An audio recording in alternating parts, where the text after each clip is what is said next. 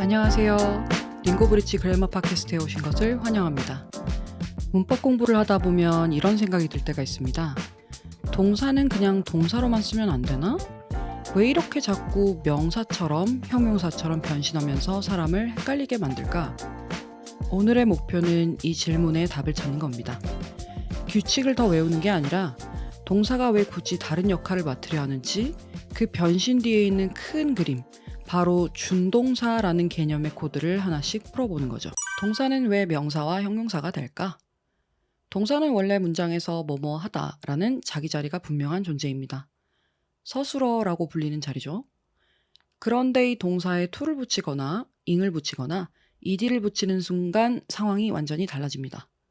갑자기 명사처럼 행동하기도 하고 형용사처럼 다른 명사를 꾸며주기도 합니다. 이렇게 동사에서 태어났지만 다른 품사 역할을 맡는 녀석들, 우리는 이들을 준동사라고 부릅니다. 오늘은 이 변신의 귀재들이 문장 속에서 어떻게 자기 자리를 찾아가는지를 차근차근 따라가 보도록 하겠습니다. 먼저 부정사입니다. 부정사라는 이름 때문에 많은 분들이 이렇게 생각합니다. 부정이라는 말이 들어가니까 품사가 정해지지 않은 애매한 존재가 아닐까? 그런데 이건 거의 정반대에 가까운 오해입니다. 부정사의 부정은 품사를 정할 수 없다는 뜻이 아닙니다. 정확히 말하면 인칭, 수, 시제에 의해 형태가 규정되지 않는다는 뜻입니다. 예를 들어 볼까요? He watches TV. 주어가 3인칭 단수라서 동사에 s가 붙었습니다. 과거로 가면 He watched TV처럼 되겠죠? 일반 동사는 이렇게 주어와 시제의 지배를 받습니다. 그런데 이 문장을 한번 볼까요? He wants to watch TV.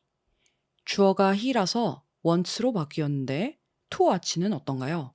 그대로입니다. 이걸 과거로 바꿔도 He wanted to watch TV. to watch는 꿈쩍도 하지 않습니다. 주변 환경이 어떻게 바뀌든 자기 형태를 끝까지 지키는 녀석. 그래서 형태가 정해지지 않는다는 의미에서 부정사라고 부르는 겁니다. 품사가 유령 같은 게 아니라 오히려 줏대가 아주 강한 존재였던 거죠. 사역동사 뒤 동사 원형의 정체. 여기서 학창시절 장면 하나가 떠오릅니다. make, have, let 같은 사역동사 뒤에는 동사 원형을 쓴다. Mom made him clean the room. 그런데 왜 clean일까요? 주어가 3인칭인데 왜 cleans가 아니고 문장이 과거인데 왜 cleaned도 아닐까요? 사실 이유를 제대로 들어본 적은 거의 없습니다. 그냥 외웠죠. 이 퍼즐의 답은 의외로 간단합니다. 여기서 clean의 정체는 동사 원형이 아니라 to가 없는 부정사, 즉 원형 부정사입니다. to가 붙어 있으면 to 부정사, to가 빠진 채 동사 원형 형태로 있으면 원형 부정사. 둘 다 인칭과 시제의 영향을 받지 않는다는 본질적인 특징을 공유합니다. 우리가 동사 원형이라고만 불러왔던 그 형태의 진짜 이름이 원형 부정사였던 겁니다. 이걸 알고 나면 그동안 외웠던 규칙들이 이상하게 맞아떨어지기 시작합니다. 그럼 동명사는 왜 필요할까? 여기까지 오면 이런 질문이 자연스럽게 생깁니다. 부정사가 명사 역할도 하고 형용사 역할도 하고 부사 역할도 한다면 굳이 동명사는 왜 또 필요할까? 부정사 하나로 다 해결하면 안 될까? 이걸 이렇게 생각해 볼 수 있습니다. 부정사가 여러 기능을 다하는 멀티툴이라면 동명사는 명사 역할만 파는 전문가입니다. 동명사는 동사의 성질과 명사의 성질을 동시에 가집니다. 동사의 성질을 가졌다는 건 동작의 의미를 그대로 유지하면서 목적어나 보어 같은 자기 식구들을 데리고 올 수 있다는 뜻이고, 명사의 성질을 가졌다는 건 문장 안에서 주어, 목적어, 보어라는 명사 전용 자리에 당당하게 들어갈 수 있다는 뜻입니다. 예문으로 한번 살펴볼까요? Watching video clips on the internet is fun. 여기서 watching은 문장의 주어 역할을 하고 있습니다. 분명 명사의 역할이죠. 그런데 동시에 video clips라는 목적어를 뒤에 데리고 있습니다. 명사 자리에 앉아 있으면서도 동사처럼 행동하는 것. 이게 바로 동명사입니다. to가 헷갈리는 진짜 이유. 여기서 많은 분들이 늘 헷갈려하는 지점이 나옵니다. 바로 to의 정체입니다. look forward to meet인지 look forward to meeting인지 시험 볼 때마다 감으로 찍었던 기억 아마 있으실 겁니다. 이건 암기의 문제가 아닙니다. 핵심은 이 to가 누구냐는 겁니다. 부정사의 to는 뒤에 올 동사와 한 세트가 되어 뭐뭐 하는 것이라는 의미를 만듭니다. 하지만 look forward to에서의 to는 부정사가 아니라 방향을 나타내는 전치사입니다. 전치사 뒤에는 누가 와야 할까요?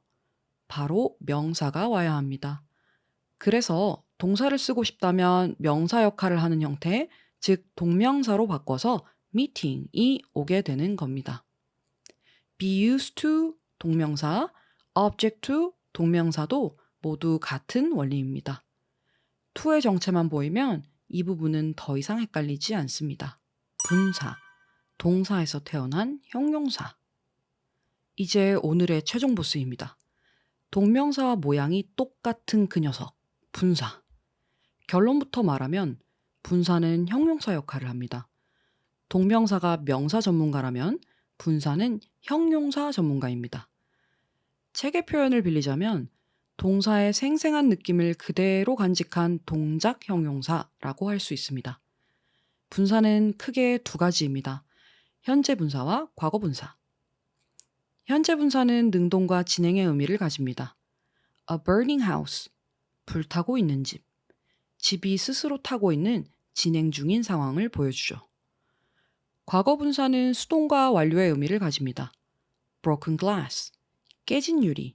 유리가 스스로 깨진 게 아니라 무언가에 의해 깨진 상태, 그리고 그 결과가 남아있는 상황입니다. Sleeping dog와 sleeping is important. 그럼 똑같이 ing로 끝나는 현재 분사 동명사는 어떻게 구별할까요? 기준은 하나입니다. 문장에서 명사 역할을 하느냐 아니면 명사를 꾸미느냐입니다. 먼저 이 문장부터 살펴보겠습니다. Sleeping is important. 잠자는 것은 중요하다. 여기서 sleeping은 어떤 명사를 꾸미고 있지 않습니다. 잠자는 것이라는 행위 자체가 문장의 주어입니다. 이처럼 문장에서 주어, 목적어처럼 명사 역할을 하면 이건 동명사입니다. 그럼 이번에는 이 표현을 한번 살펴볼까요? A sleeping dog. 잠자고 있는 개. 여기서 sleeping은 개가 실제로 잠을 자는 상태를 설명하고 있죠. 이 경우 sleeping은 명사의 동작이나 상태를 설명하는 현재 분사입니다. 정리해보면 sleeping is important 에서 sleeping은 잠자는 것이라는 행위 자체를 나타내는 동명사이고 a sleeping dog 에서의 sleeping은 현재 분사로 자고 있는 상태를 설명합니다. 즉, 의미가 아니라 역할을 보셔야 합니다. 문장에서 명사로 쓰이면 동명사, 명사를 꾸미면 현재 분사. 이 기준 하나면 이제 거의 헷갈릴 일이 없습니다. 분사구문, 문법에서 문장으로. 여기서 한 걸음 더 나아가 보도록 하죠. 지금까지는 동사가 단어로 변신하는 걸 봤습니다. 그런데 동사는 더 큰 단위로도 변신을 합니다. 문장 전체를 꾸미는 배경이 되기도 합니다. 예를 들어, 피곤해서 나는 일찍 잠자리에 들었다. 이걸 영어로 옮기면 Feeling tired, I went to bed early. Feeling tired라는 구 전체가 I went to bed early 라는 문장의 이유이자 배경이 됩니다. 동사가 단어를 넘어 구가 되어 문장 전체를 꾸미는 단계, 이게 바로 분사구문입니다. 해밍웨이와 분사구문. 자, 이제 이런 문법적인 내용이 실제 어떻게 쓰이는지 좀 더 와닿을 수 있도록 해밍웨이 이야기를 들려드리겠습니다. 해밍웨이는 노벨 문학상을 2번이나 수상한 작가입니다. 노인과 바다, 무기여 자리거라 등으로 유명하죠. 분사구문을 이야기할 때 해밍웨이가 빠지지 않는 이유는 간단합니다. 그는 이 문법 구조를 의식적으로, 반복적으로, 그리고 전략적으로 사용한 작가이기 때문입니다. 많은 문법책에서 분사구문을 문장을 줄이는 방법 정도로 설명합니다. 접속사를 생략하고 부사를 간결하게 만드는 기술이라고요. 하지만 해밍웨이의 문장을 실제로 읽어보면 그 설명이 얼마나 얕은지 바로 느껴집니다. 예를 한번 들어보겠습니다. Sailing on the sea, he felt the sun on his shoulders. 이 문장은 정보를 줄이기 위해 만들어진 문장이 아닙니다. 오히려 정보는 그대로인데 정보가 놓이는 위치가 완전히 달라졌습니다. 만약 이 문장을 일반적인 문법 교재식으로 바꾸면 이렇게 되겠죠. While he was sailing on the sea, he felt the sun on his shoulders. 틀린 문장은 아닙니다. 의미도 전달됩니다. 그런데 읽고 난 뒤의 느낌은 완전히 다릅니다. 이 문장에서는 항해하는 사건과 햇살을 느끼는 사건이 나란히 놓여 있습니다. 둘 다 중요한 정보처럼 보이고 독자는 두 정보를 동시에 처리해야 합니다. 하지만 해밍웨이는 그걸 원하지 않았습니다. 그가 원하는 건 사건의 나열이 아니라 감각의 포착이었습니다. 그래서 그는 항해를 주인공 자리에서 끌어내립니다. 항해는 이야기의 중심이 아니라 그 순간을 감싸고 있는 상태가 됩니다. 그리고 문장의 초점은 햇살이 어깨에 닿는 감각, 바로 그 지점으로 이동합니다. 이건 문법의 문제가 아니라 시선의 문제입니다. 무엇을 먼저 보게 할 것인가? 무엇을 자연스럽게 배경으로 밀어낼 것인가? 해밍웨이는 분사구문을 통해 이 시선을 아주 정교하게 조절했습니다. 그래서 그의 문장은 설명적이지 않고 마치 눈앞에서 장면이 생생하게 펼쳐지는 것처럼 느껴집니다. 시네마틱 라이팅. 이번에는 좀 더 나아가서 시네마틱 라이팅에 대해 들려드리겠습니다. 시네마틱 라이팅은 화려한 표현을 쓰는 걸 가리키지 않습니다. 문장을 영화처럼 길게 늘어뜨리는 것도 아닙니다. 핵심은 하나입니다. 독자가 문장을 읽는 사람이 아니라 장면 안에 서 있는 사람이 되게 만드는 것.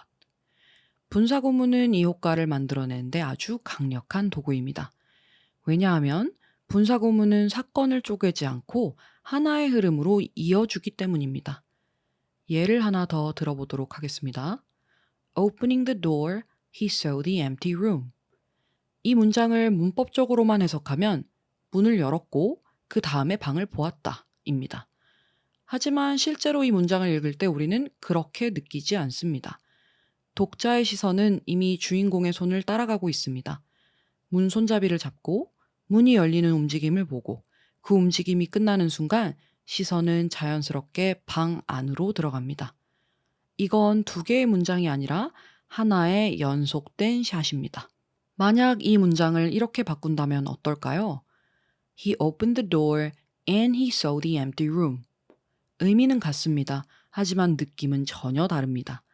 이 문장은 사건을 보고하는 문장입니다. 시네마틱하지 않습니다. 카메라가 없습니다. 움직임도 없습니다. 시네마틱 라이팅에서 중요한 건 무엇을 말하느냐가 아니라 어떻게 보여주느냐입니다. 분사구문은 독자에게 이렇게 말합니다. 설명은 제가 할 테니 당신은 그냥 따라와서 보세요. 하지만 이 기법은 아주 섬세합니다. 잘 쓰면 독자를 장면 안으로 끌어들이지만 조금만 어긋나면 카메라가 엉뚱한 대상을 비추게 됩니다. 그래서 시네마틱 라이팅은 기술이면서 동시에 책임입니다. 독자의 시선을 통제하는 대신에 의미를 흐리지 않을 책임. 해밍웨이가 이 구조를 끊임없이 다듬고 짧은 문장을 고집했던 이유도 바로 여기에 있습니다. 그는 화려한 카메라 워크보다 정확한 카메라 앵글을 원했던 작가였습니다. 이제 오늘 팟캐스트를 마무리하고자 합니다. 오늘 우리는 문법 규칙을 외운 게 아니라 문장을 설계하는 방식을 살펴봤습니다. 여러분들이 의사소통을 위한 규칙이라고 정의했던 문법은 언어라는 게임의 게임 설명서입니다. 그런데 우리가 게임을 할 때 설명서를 달달 외워서 설명서대로만 하지는 않잖아요. 이처럼 단순히 문법을 암기만 하고 그것이 쓰이는 실제 상황을 이해하고 느껴보지 않는 건 옳은 방향이 아닙니다. 그러니 앞으로는 문법을 외우지 마시고 이해하도록 하세요. 앞으로 ing로 시작하는 구문을 만난다면 이런 질문들을 던져보세요. 이건 주연일까? 배경일까? 왜 이 접속사를 굳이 숨겼을까?